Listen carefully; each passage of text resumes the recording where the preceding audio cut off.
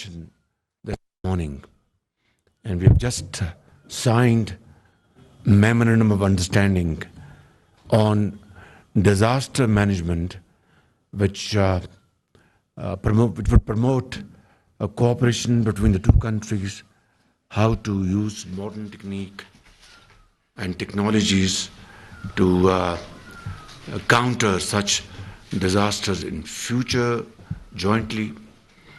And as I discussed with you, along with my colleagues, that we would be looking forward to having cooperation from Switzerland in terms of getting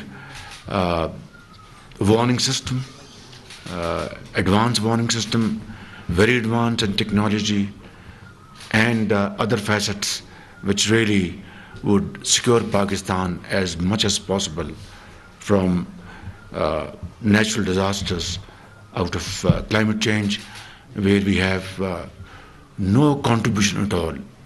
We are not at fault at all.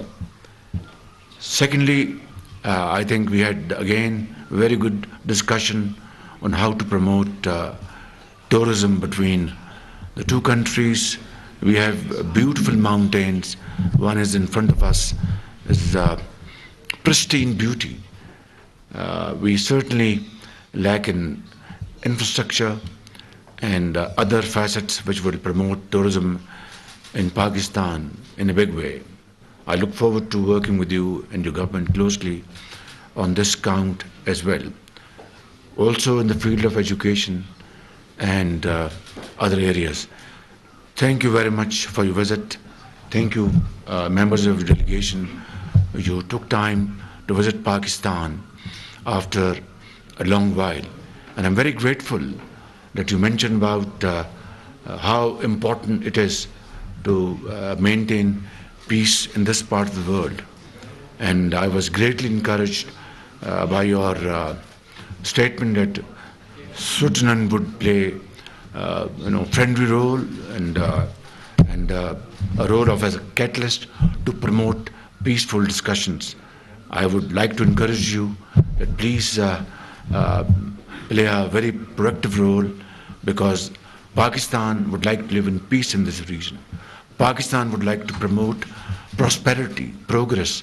Pakistan would like to invest in its population, alleviating poverty, unemployment, and promoting industry, agriculture, empowering our youth, our female population, schools, universities, medical centers, research centers.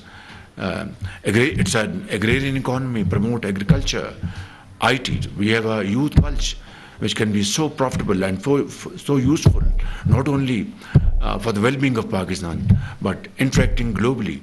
All these areas are very important for us. But the other side should also have honest introspection. It takes two to tango. So I think we cannot afford tension in this area.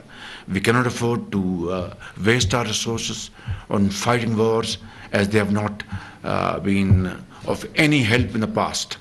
So I think we must absolutely, we are convinced that we should commit our resources in investing in the well-being of Pakistan. And of course, the leadership on the other side should also feel the same way. But to have lasting peace in this part of the world, we must understand clearly, without any kind of confusion, that for that we must resolve our issues, including Kashmir. Without that, we won't have peace in this part of the world. Thank you very much again.